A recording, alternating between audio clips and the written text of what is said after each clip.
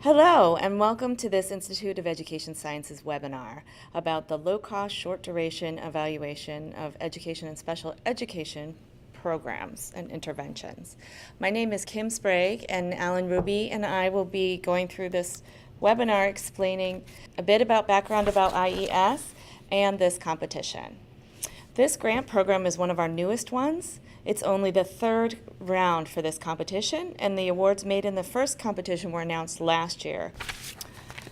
So today I'm just going to talk about providing a brief overview of IES and its mission. Then we'll talk about the grant program requirements and specifics going through each section. Alan will take you through that and preparing and submitting an application. The legislative mission of IES is comprised of three components. IES was established by law in Congress in 2002 to do the following three things: describing the condition and progress of education in the U.S., identifying ed practices that lead to improved academic achievement and access to opportunities, and evaluate the effectiveness of federal and other education programs. This slide just gives you a brief overview of the organizational structure of IES. The director and the board are both appointed by the president and confirmed by the Senate, and our National Board for Education Sciences purpose is to advise the director of IES. The current board is, you can find that information on our website of who's serving on our current board.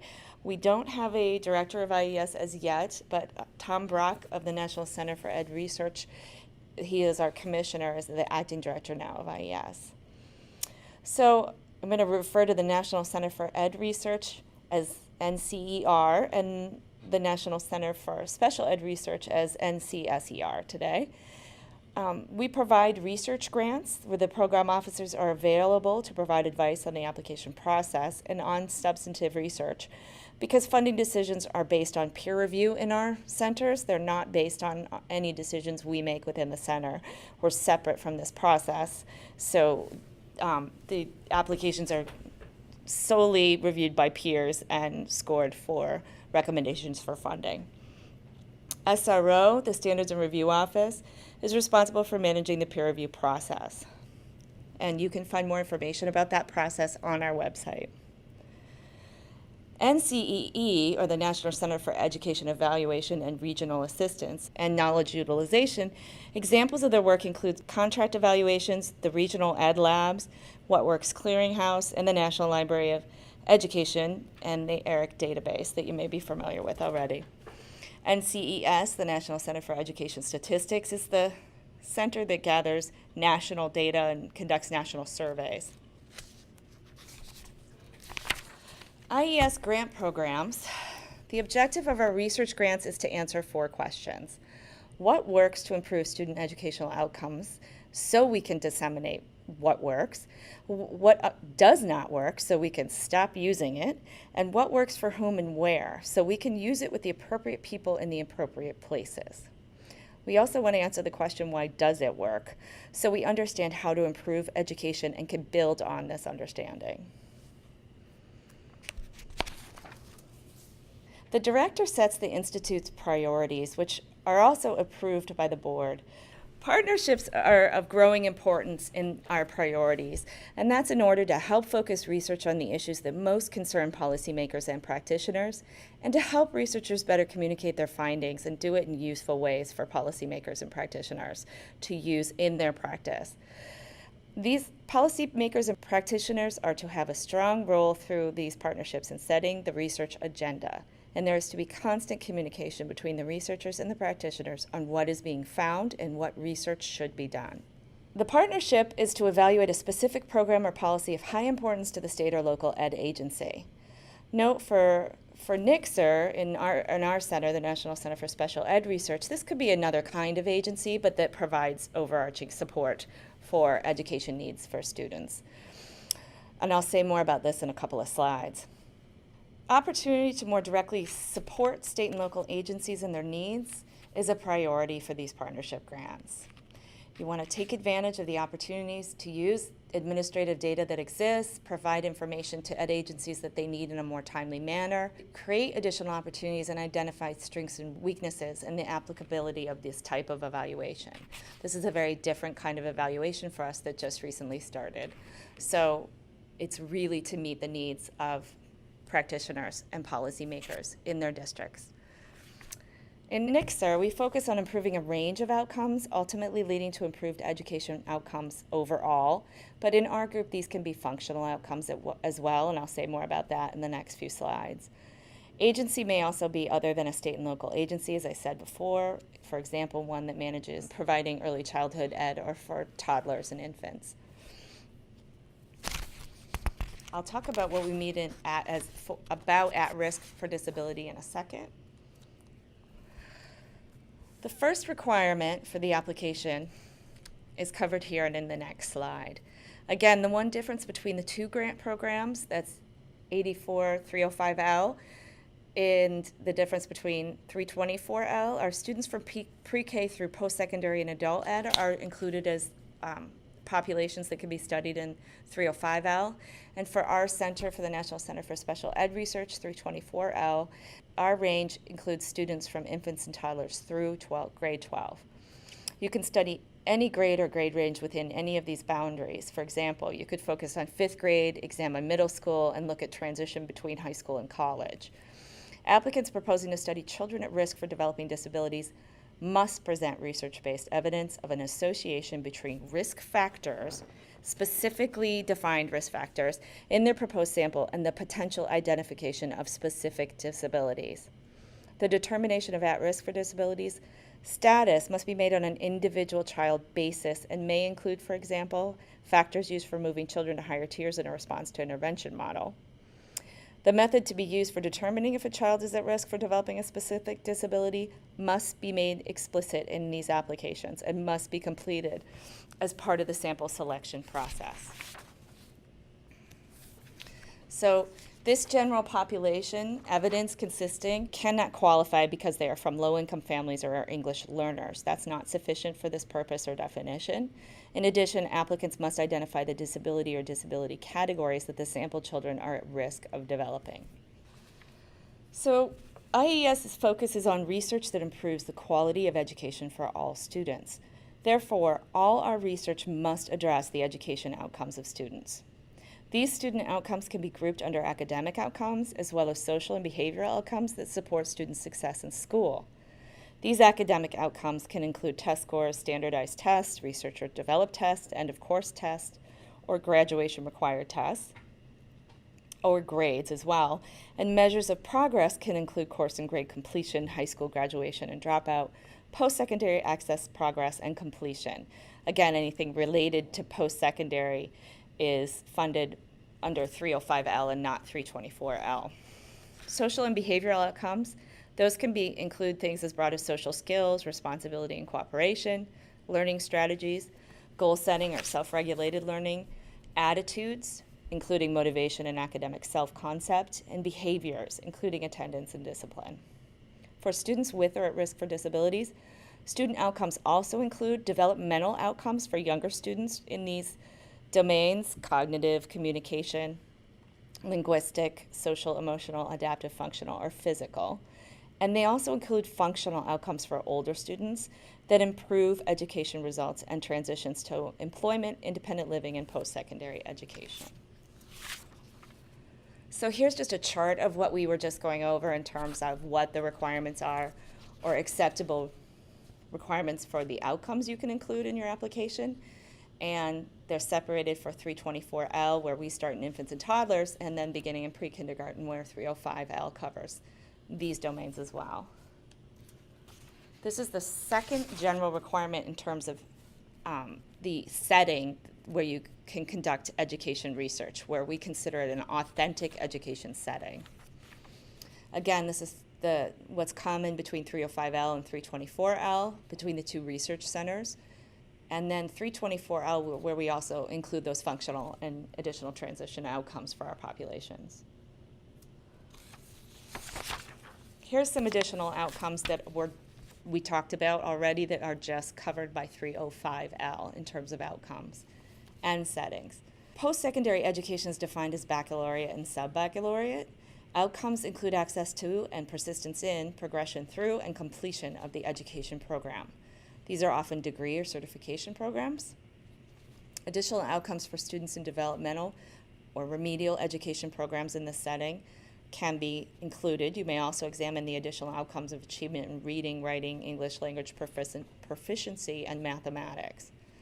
Adult education students who are 16 years or above and outside the K-12 system are expected to be in such programs as adult basic ed, adult secondary ed, adult ESL, English as a second language, and high school equivalency test preparation. That is the general ed development exam, or the GED. So the third general requirement for these applications is that they evaluate education interventions using secondary data.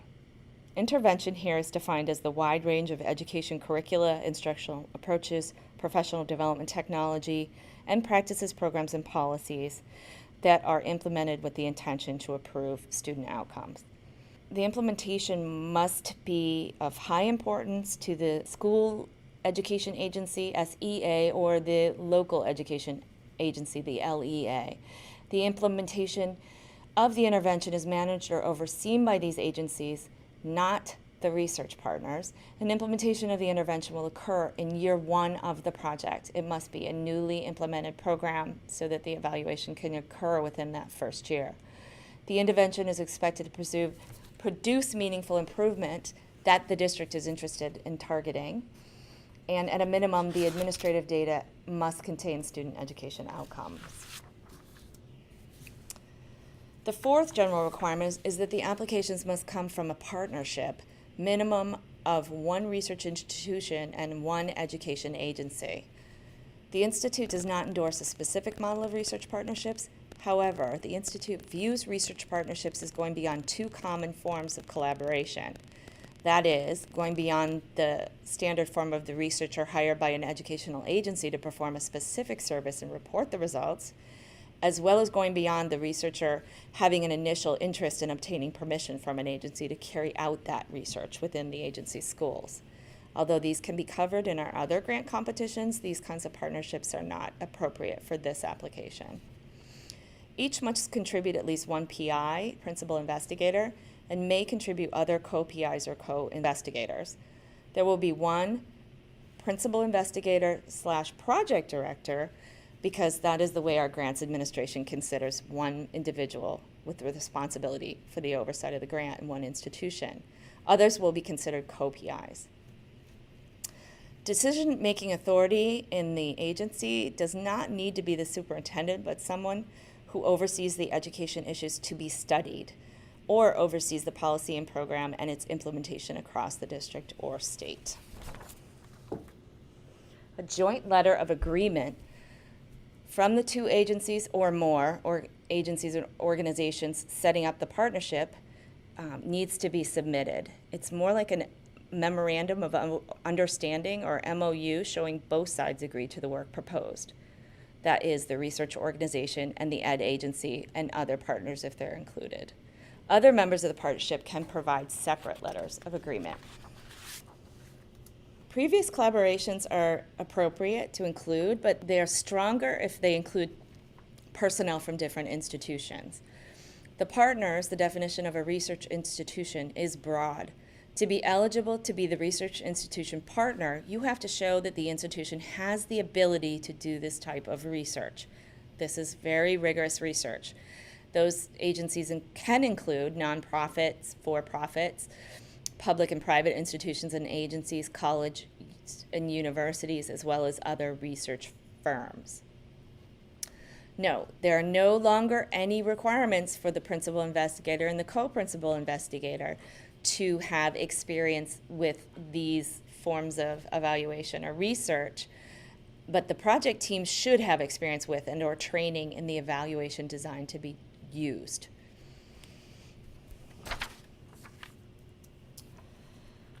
Now let's turn to the organizations that are eligible to serve as the state education agency or the local education agency. The examples are all eligible in this slide, as long as they are overseeing some aspect of education. That's early learning, elementary, secondary, post-secondary, higher ed, or adult education. Sometimes different types of public organizations are established to oversee a specific area of education, and those would be acceptable partners. If there's any link to the main state education agency, it is helpful to include that agency as well. For this grant program, IES uses a broader definition than the definition that's included in the Every Student Succeeds Act, or ESSA, which focuses on the primary agency responsible for supervision of public and elementary and secondary schools. So that is, you have a broader pool of potential partners at the state education or local education agency level, or in addition, for the NICSR funding, will include other agencies that serve infants and toddlers.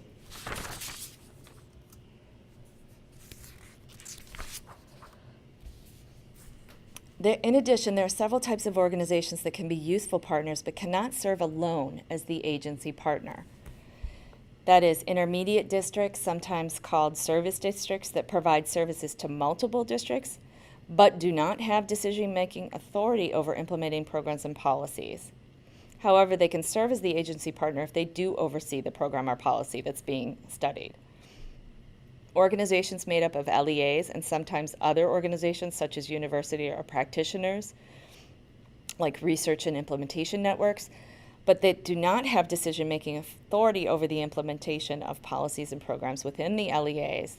They need to have some of the LEA members join as the education agency partner. Non-public organizations that oversee or administer schools, such as education management organizations or charter management organizations, are also not eligible.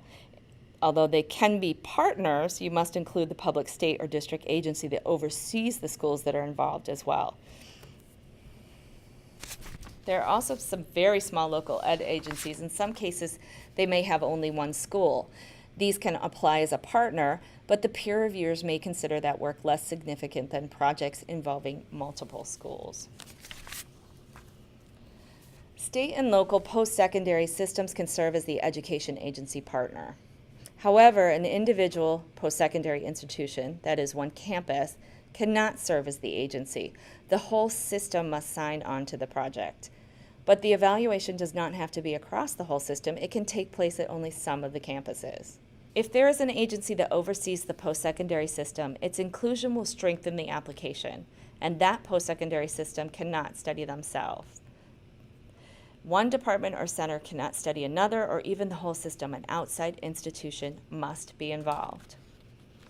Finally, for adult education, Title II of the Workforce Innovation and Opportunity Act defines organizations eligible for federal funding as adult education providers, including community-based organizations, institutes of higher ed, public or nonprofit agencies, and libraries.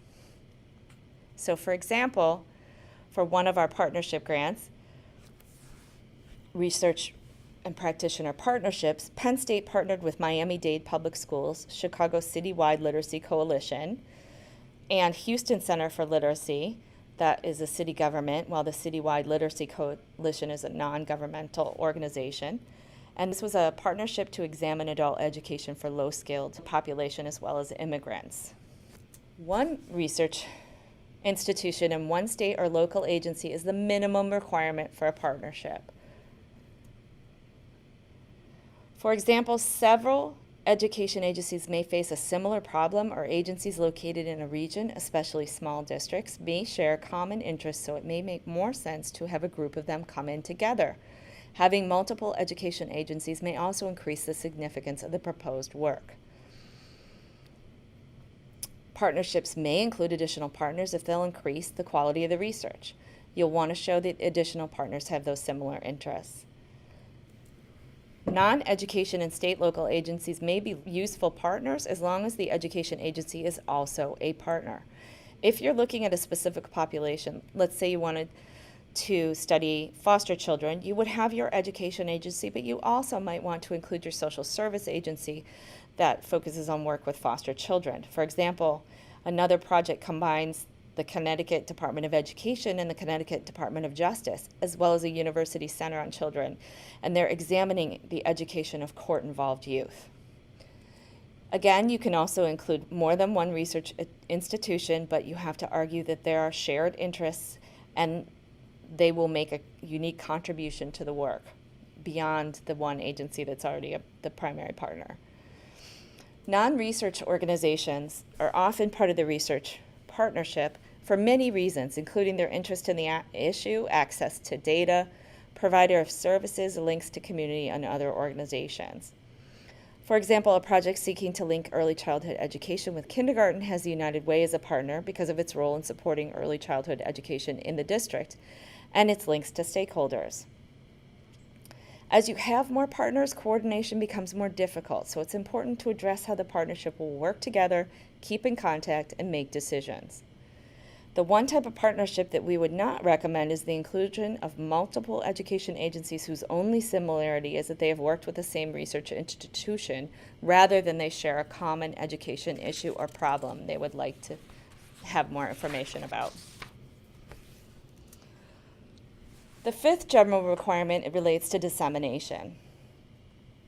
The Institute considers all types of findings from low-cost evaluation projects to be potentially useful to researchers, policymakers, and practitioners, and expects dissemination to include findings of a beneficial impact on student outcomes.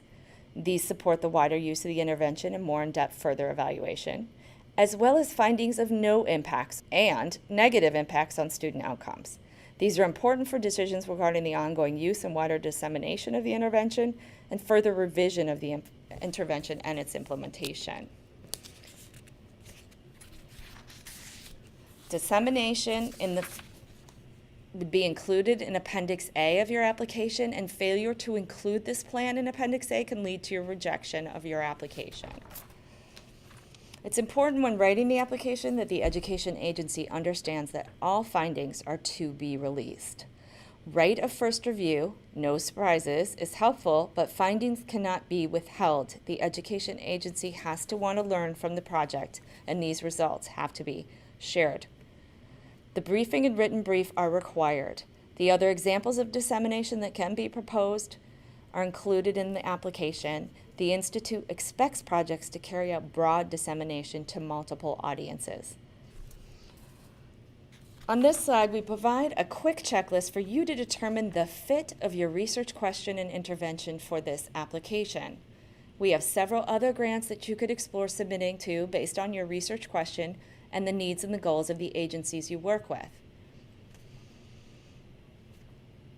It is important that the education agency, again, is the one directing the work to be done and the evaluation, the focus of the evaluation based on their research questions about how these programs or practices are helping their students. Do not propose that the partnership will determine what programs or policies it will evaluate after receiving the grant. The purpose of this grant is to provide an opportunity for local and state education agencies to have fairly quick information they would like to have about the impact of a program, practice, or intervention. These partners must drive the research questions and the plans. You'll want to identify a specific education intervention in the process of applying for this application. In consultation with your partner agency, they must drive the question and the research to be conducted. It must be of high priority to them, intended to improve in student outcomes within a year of implementation. You must carry out that evaluation during the intervention while it's being implemented by the agency using a very rigorous research design. These can include an RCT, a randomized controlled trial, or a RDD design, that's a regression discontinuity design. Those in the field of special education can also include single case designs in these applications. Secondary data must be used. The estimate overall impacts must be calculated at the end of the study, and these data must be shared. If data are available, you must estimate subgroup impacts for important subgroups and examine other moderators or mediators of interest. fidelity of implementation where applicable and possible, and comparison group practice where applicable and possible. Expected products of the grant include the causal evidence of the impact of a clearly specified intervention that the agency implements. That is, again, overall impacts and subgroup impacts where possible. Advice for the agency, and this advice is based on the research in terms of continuing and/or expanding the use of the intervention or practice, and to advise about further research needs. That is, evaluation needs in terms of variation in impacts, moderation, mediation, generalizability, and replication, as well as continued modifications to the intervention or development. The highest standard of evidence is required, again, for these grants, and the research design must include randomized control trials, otherwise known as RCTs, regression discontinuity designs, otherwise known as RDDs, and also for the National Center for Special Ed Research, acceptable designs include single case designs. Hi, this is Alan Ruby of the National Center for Education Research joining the webinar at this time. I'm going to actually go through the sections of the project narrative that you'll be completing as part of your application. The project narrative is the substantive part of your application. It contains the 5 sections listed on this slide. Inside each of these sections, you will see in the request for applications that we've set out both requirements and recommendations. The requirements are the minimum you must address in order to have the application accepted for review. The recommendations are what the peer reviewers are asked to look for as they score your application. So let's start with the significance section. The purpose of the significance section is to answer the question why this evaluation is important to do. You want to lay out the education problem issue that the intervention you're evaluating is to address for the state or local education agency. It's of secondary importance, but still valuable to discuss if it's relevant to other state or local education agencies. Then you want to explain the actual education intervention you'll be evaluating and describe all of its components. And then provide a rationale for why this intervention should be able to improve student outcomes within the short period of time, such as a quarter to 1 year. You may include a theory of change. You should discuss why this is different than the status quo, either in this education agency or in other education agencies. And you can provide related findings from other studies and how this study will then improve upon any past work.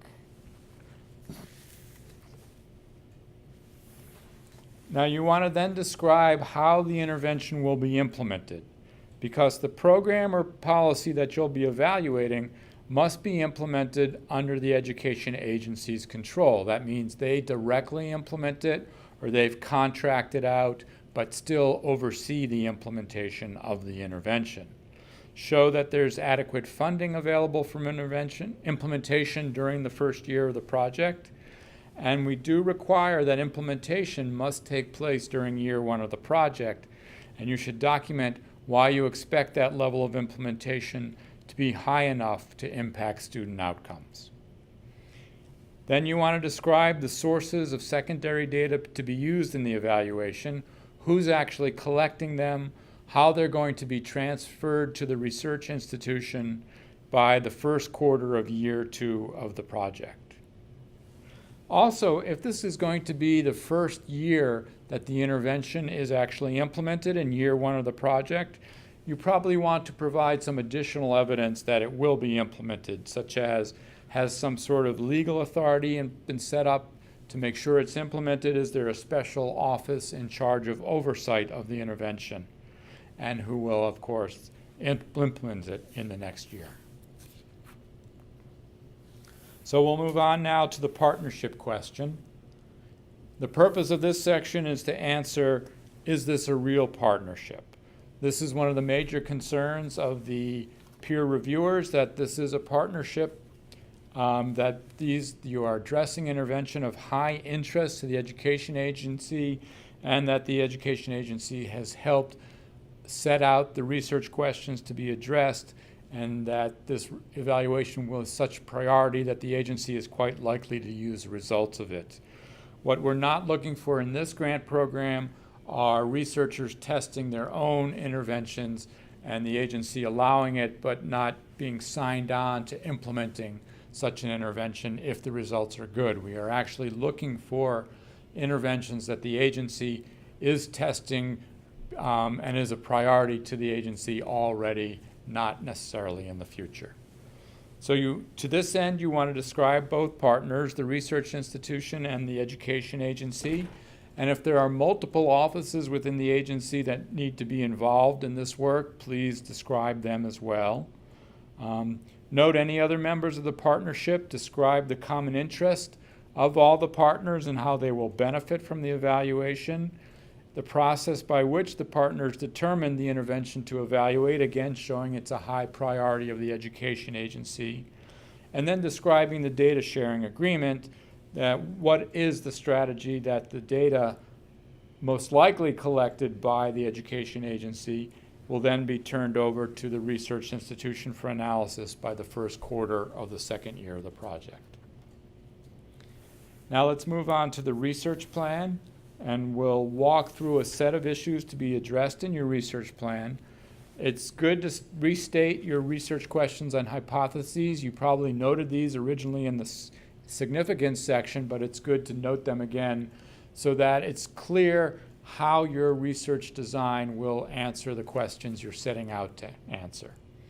So first you want to note the sample and setting you'll be working in and how the sample that you'll be working with will allow inferences to the full population of the education agency for which this intervention has been designed, noting any exclusion and inclusion rules and justifying them, noting strategies that will be used by the agency to increase participation and reduce attrition, and then noting again the setting of the study this work is being done in and how generalizable is it to the full agency. So for example, if you're working in a state, are you looking at schools that apply across all parts of the state, or let's say only to urban or rural parts of the state?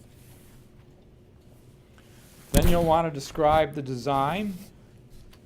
You want to propose a strong research design that can be used to make causal inference, draw conclusions on whether or not the intervention is working and benefiting students.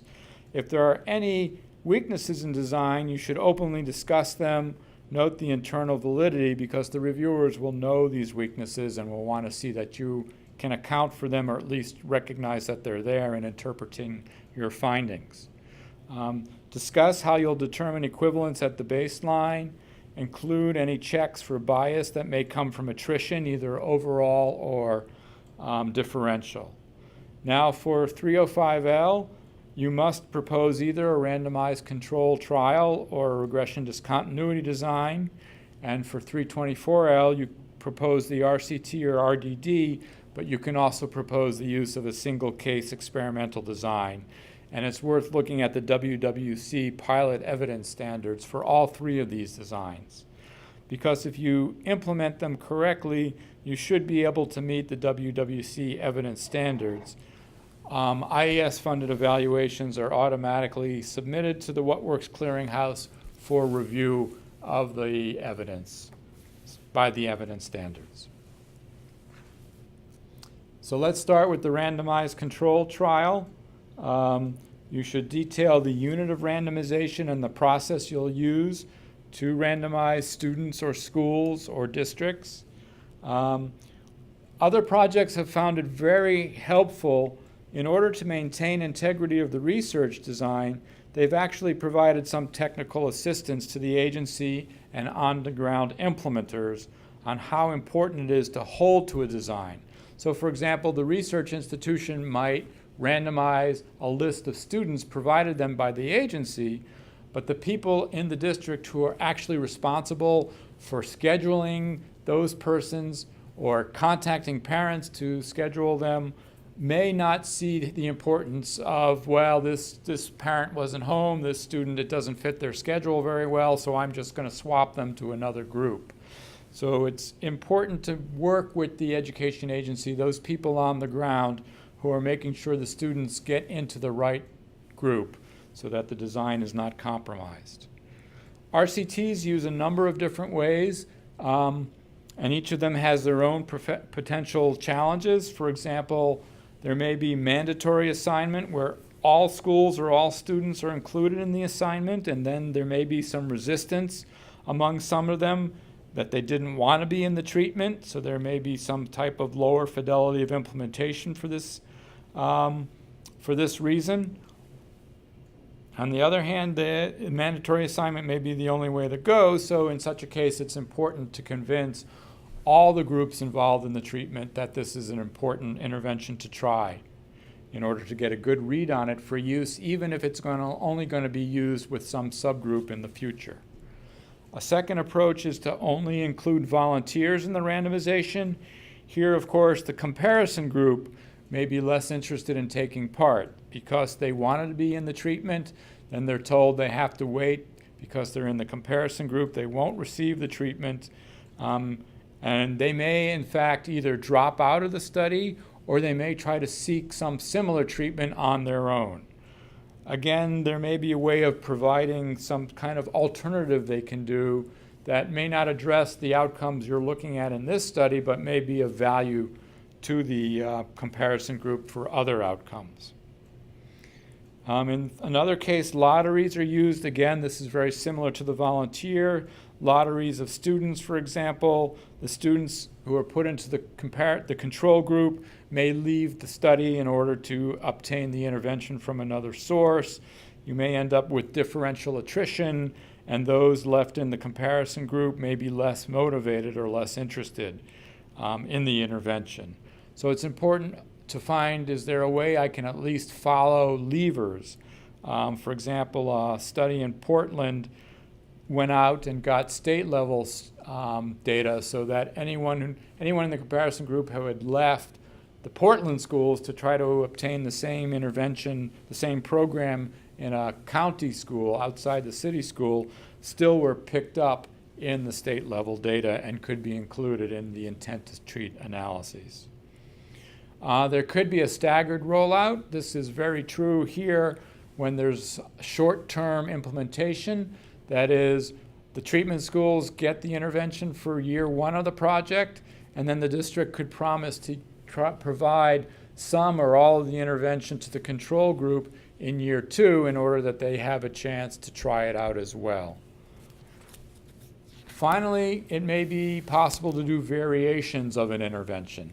So the treatment group is getting the full intervention, and the control group gets some component of the intervention so that they receive something as well. It may be that the district has already evidenced that one component of the intervention is accepted and is widely used, but the full intervention is not used, and this is a way to make sure both the treatment and control groups are interested in staying in the study.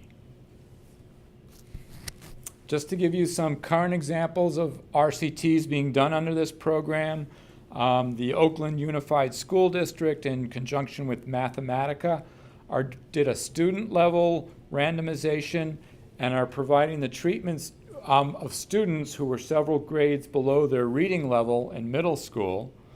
And those students assigned to the treatment group are receiving the leveled literacy intervention, and the control group students are not at the moment receiving it. The goal here is that if it's found to be effective, then the control students can receive it in the future. This project did also one other interesting thing to make sure Oakland was able to assign the maximum number of students to the treatment. They created a third group, so students were randomized to the treatment group, to the control group, and then to a non-study group. This would work, so what would happen is if any students left, any treatment students left their schools, changed schools, left the district, there would be openings for new students. Now, if you only had a treatment and a control group, you would not want to move the control group students into the treatment group because you're hurting the design. But this third group, which is not in the study, has been randomized as a separate group. Students from that group can be taken to fill any openings in the treatment. Thereby, those students are not analyzed for the outcomes, but they do fulfill Oakland's desire that all treatment positions are filled. A second study going on using an RCT is with the University of Wisconsin at Milwaukee and Milwaukee School District. They're looking at a check-in, check-out intervention to improve behavioral outcomes for elementary students. 50 students are taking part, and this is a variation in the treatment type of study. So half the schools were assigned to receiving the typical check-in, check-out intervention. The other half of schools are implementing a modified version that's using additional reinforcements. And before randomization was done, schools were matched on having adequate fidelity of the basic program, number of students in the program, and the number of behavioral incidents. And then each match was then randomly assigned a treatment and control. You can also propose a regression discontinuity design, and here you want to describe how you will determine that there is a true discontinuity at the cutoff point and not at other points where discontinuity would not be expected. You want to describe how you'll determine that there's no manipulation of the assignment variable, that the treatment and comparison groups have similar baseline characteristics except for the assignment variable, so they do not differ in ways that would indicate selection bias, and that there are high levels to compliance to assignment. That most treatment group members receive the intervention and that there are few crossovers of comparison group members who receive the intervention. And again, just to reiterate, this may be an important thing to talk to the people at the schools who actually assign the students, why it's so important to stick to the cut point. One of our other grants, what they did is they created what were called wildcard positions, a couple of positions in every grade or school where, based on teacher or principal or counselor decision-making, a student who might not meet a cutoff point was still assigned to the treatment, or a student who met the cutoff was not assigned to the treatment because they were taking into account other factors. Those students were then assigned to a different place, but they were not included in the study because of these wildcard positions, but they did then assuage the school and its personnel that the right choice was being made for those specific students. If you're coming into this study with some retrospective data from a previous year of the treatment, you could have a stronger application by doing some of the work on the older data, again, just to show the true discontinuity and no signs of manipulation of assignment, although again, you would be doing your main analysis on implementation during year one of the project. We have one project of this type. North Carolina State University is working with the North Carolina Department of Public Instruction. They are evaluating the North Carolina Read to Achieve program, which holds students back and provides reading supports primarily based on their third grade end of course exam. This has turned out to be a bit more of a fuzzy regression discontinuity because the end of course exam is not the only measure being used to place students in the treatment. Finally, if you're working with students with disabilities or at risk of disabilities and are applying under 324L, you can propose to use a single case experimental design. These are designs intended to demonstrate a causal relationship between two variables using a small number of cases. A case is a unit of intervention administration and data analysis. And so a case may be a single participant receiving the intervention multiple times or a cluster of participants. These are not, I want to distinguish, these are not descriptive case studies. So you're going to want to describe the systematic measurement of the dependent variable before, during, and after the intervention is used. Again, you want to use outcome measures that are not strictly aligned with the intervention, and you want to discuss how you're going to analyze the data using both visual analyses as well as quantitative techniques. Power is important to describe for all these designs we just mentioned. Adequate power avoids the issue that if you do not find a statistically significant result, It is not because your sample size was too small.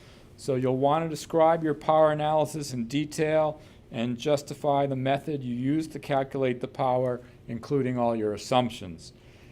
The reviewers often redo your power calculation and report this out into the full panel. And so if a reviewer says, this is a good power analysis, that's a very positive comment to be made in panel, while rather an adverse comment is to hear this, I couldn't replicate the power analysis, and that raises concerns for the rest of the panel. You should provide a power analysis for the main impact analyses and for any confirmatory subgroup analyses you propose. And you should provide the practical meaning of the minimal detectable effect sizes you identify.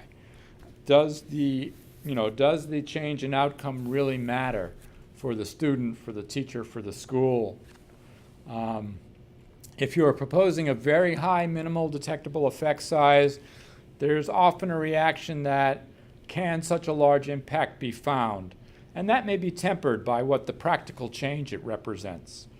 And then for a very low minimal detectable effect size, that's often seen as good, but again, there's the question of, is it an important or non-important change in the outcome? If it's seen as kind of small or trivial, you may want to say, we can detect to this level, but we consider an important change in the outcome to be a slightly larger minimal detectable effect size.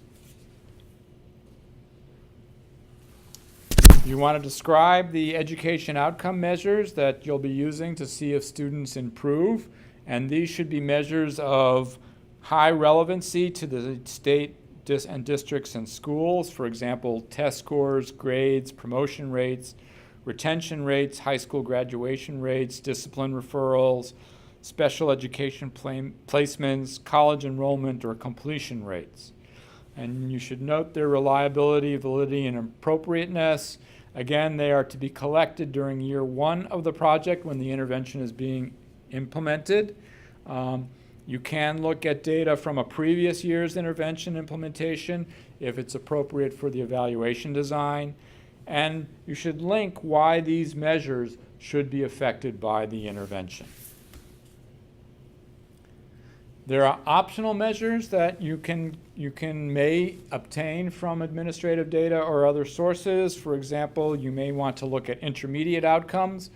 For example, you're looking at an intervention that works by changing teaching that then is supposed to affect student outcomes. If the district is collecting, for example, coaching records on working with teachers or classroom observations by principals or others to see if there are changes in instruction, you could include that as part of your secondary data and then look at both, did this intervention change student outcomes, but did it also change teacher instruction? There may be moderators you want to look at. Often you want to look at different subgroups that are identified in the administrative data. There may be mediators. Again, intermediate outcomes may be some of these. There may be fidelity of implementation collected. And then there may be what's going on in the comparison group. You may have some measures of what's there. Again, this just strengthens the evidence for that there is a treatment contrast going on, so that any change in student outcomes can be attributed to the intervention, or is more likely to be attributed to the intervention. You then want to detail how you'll analyze the data, again, linking the analysis directly to show how it will answer the research questions, showing that the analysis fits with the design you proposed. Are you addressing clustering of students in classrooms and school? How are you addressing any missing data? If you're pulling multiple data sets together, how they'll be linked. Are there IDs for the students in all the data sets? And then describe the other analyses to be done, as well as the main impact if you're looking at subgroups, moderators, mediators, and fidelity of implementation. It's very helpful to include your model in the equation form, explain the variables that will be included in it, and the coefficients of interest, and describe the software you'll use to run the model. So let's move now on to the personnel and resources section. So you want to identify the key personnel on the project team. The PI may be from either the research institution or the education agency. That's up to the choice of the partners, but there must be a PI from one and a PI from the other who will serve as a co-PI on the project.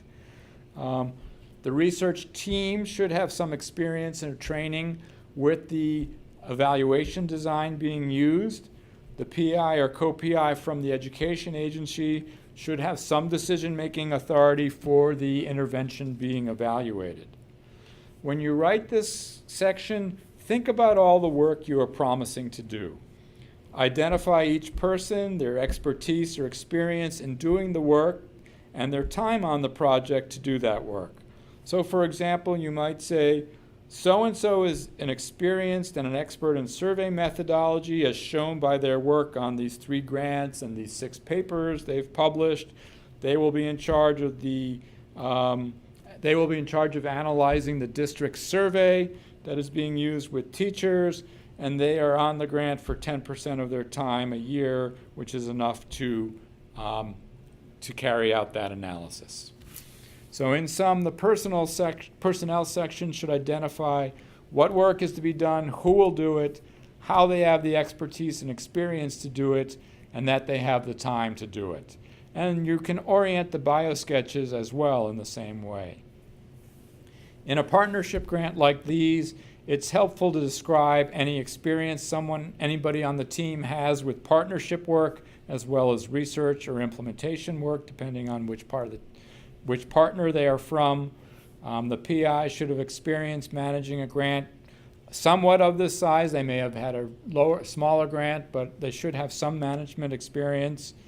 And there should always be someone on the project. It doesn't have to be a PI or co-I who's on for enough time to make sure that they're always keeping the project moving. You don't want a case where, there's only people on for 5 or 3% of the time, so it's very easy to drop the ball and forget, we were supposed to do this. I forgot about this. It's nice to have somebody on for more time who can always be responsible for making sure that there's back and forth contact going on and that data is being transferred and that the intervention is being implemented as expected.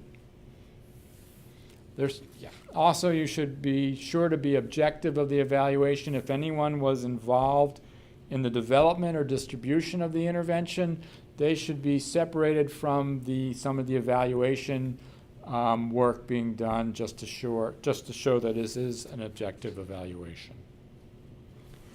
For resources, you want to describe the institution resources all the partners are bringing and how they will contribute to the evaluation being done and to building the partnership. Institution capacity to manage a grant, resources available at the partner institutions to support their part of the project, and the joint letter of agreement, which is signed by by the major partners. It sets out their expected roles and responsibilities and is put in Appendix E. Other partners should provide letters in Appendix E as well. And then you should note what resources you have to carry out the dissemination plan, which is placed in Appendix A, and we'll talk about in a moment. I do want to note some other sections of the application because they are also looked at by the reviewers. This includes the 5 appendices and the budget and budget narrative. So in Appendix A, which is required, now again, when we say required, that means to be accepted for peer review, it must be included, is a dissemination plan in Appendix A.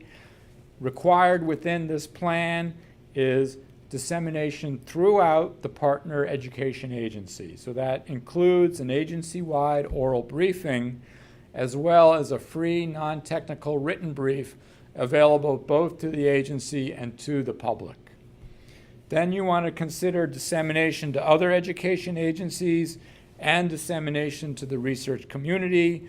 This can include presentations at practitioner, policymaker, and researcher meetings and conferences, as well as publications in practitioner, policymaker journals, and peer-reviewed journals for academics.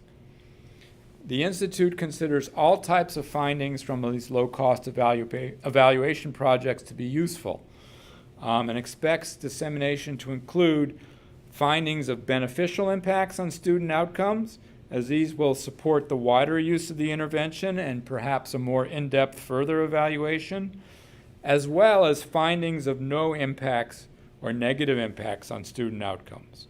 These are obviously important for decisions regarding the ongoing use and dissemination of the intervention, its further revision and its implementation, and the revision of the rationale for its use. It's important when you write your application to note that the education agency that understands that all findings are to be released. There can certainly be a right of first review of no surprises to the agency, but findings should not be considered withholdable. We want the education to learn from the project, and we want the education agency to be willing to want to learn and to disseminate what it has learned from the project. Appendix B is required for resubmissions. Its only use is to address reviews of a previous application. It's very important to respond to all previous comments. On the other hand, if you do feel your application has changed so much from a previous submission that it's really not a resubmission but a new application, you can make that argument and why it should be considered that way. Appendix C is optional. In here, you can include materials that relate to the evaluation and the partnership. So, for example, diagrams of the partnership management structure, a timeline for the project. This is very useful.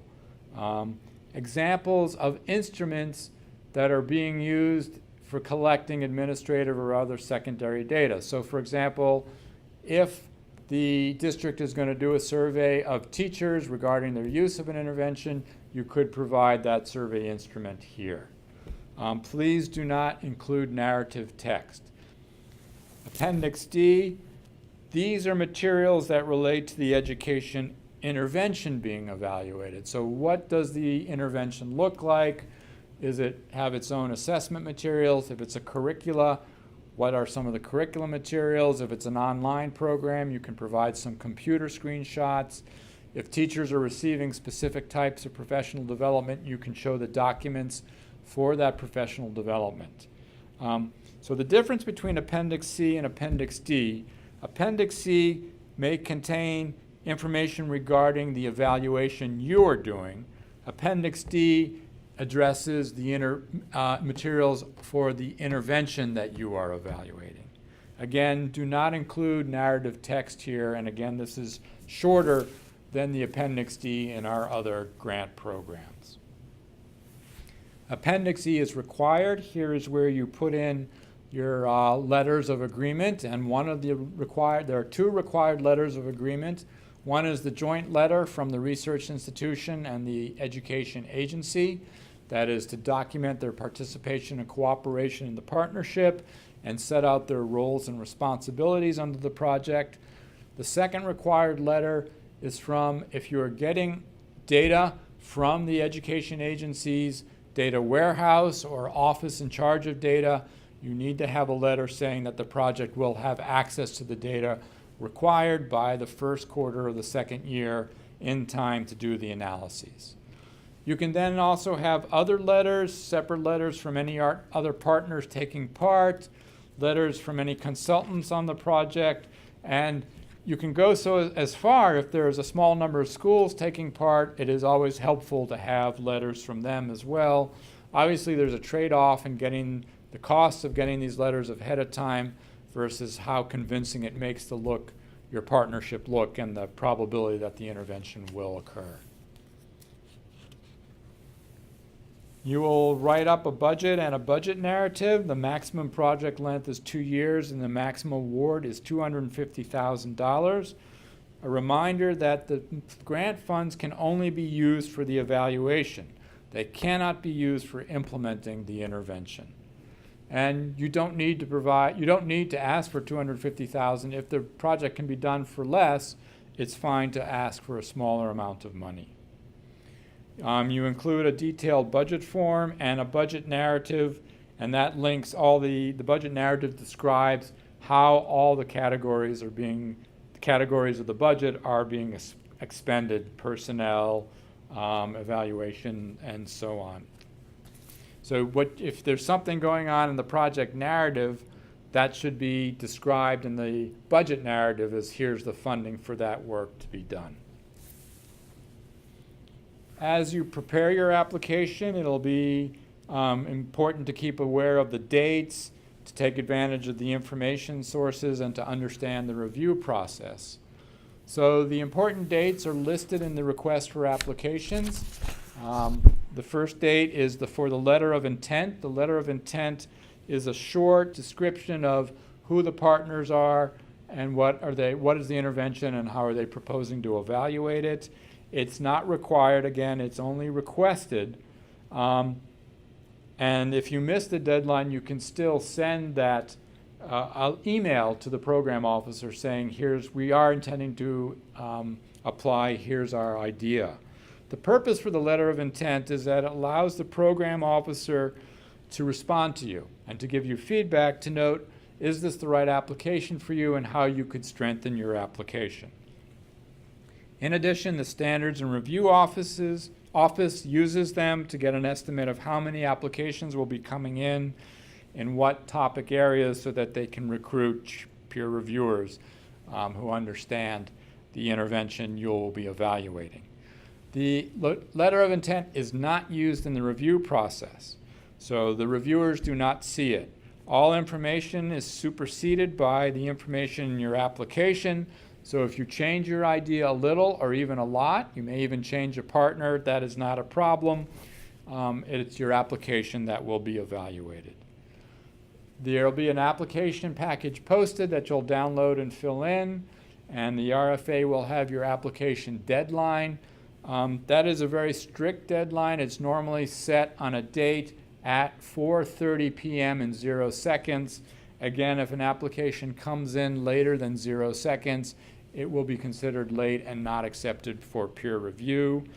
For that reason, we ask you to upload your applications days in advance for two reasons. One, the server gets very slow on the application deadline date, and you may run out of time if you try to upload it late in the day. And second, you can use a command to check for errors, and if an error is found, you will then have time, if you apply ahead of time, to correct the error and resubmit. There are also possible start dates in the past. Those have been between July 1st and September 1st. And you don't need to always start at the earliest date. There may be reasons to start later. For example, if everybody's on vacation in July, then starting in July may just be a waste of a month, and you may prefer to start in August. The information sources, so the request for applications will be on our funding website. You may also take a look at some abstracts of projects we've already funded. That's under our grant search, and you would then go into the grant search and look under program and search under the low-cost short duration evaluation program. The application packages that you download to complete are available on grants.gov, and then here are the 3 program officers for the 2 grant competitions, and you should feel welcome to email us with your questions regarding the grant program. Just a little bit on the peer review process, which is run by the Standards and Review Office. Your application is successfully submitted. It goes through 2 screenings first, a compliance screening, and then as well it will include a responsiveness screening. Now, I mentioned before, the 5 sections of the research narrative have requirements, so they'll be checking for, are those requirements met? And once it passes those 2 screenings, it'll be assigned to a review panel. Within that panel, 2 to 3 reviewers will do an initial review of your application. One will be a methodologist, and one is to have substantive knowledge of the intervention you want to evaluate. Then the most competitive proposals then will go to the full panel. So many panelists on the full panel may be generalists to your topic, to the intervention being used. So you want to write for both experts in your intervention as well as generalists to it. The panel also contains experts in the relevant methodologies in the evaluations designs being proposed. They then score each section of the research narrative, and they provide an overall score as well. You will create an account on the IES applicant notification system, and then you'll receive an email that the information has been updated, so you can check the status of your award and the reviewer summary statement. If you are not granted an award, we ask that you consider resubmitting and talking to your program officer. The majority of applications are not submitted. Are funded. The majority of applications we fund often are through resubmissions, so it is worth looking at the comments, talking with your program officer. Is this a good application for a resubmission, and then making such a resubmission. And then finally, again, I just want to stress that it's the program officer's job, our job, to work with you, to discuss your ideas with you, and to give you feedback on them as to whether this is the correct program to apply to, is there another program to apply to that might be better, and then connect you up with another program officer. So please do feel free to contact us. Thank you for your time today, and we look forward to hearing from you about your research and evaluation ideas. Bye-bye.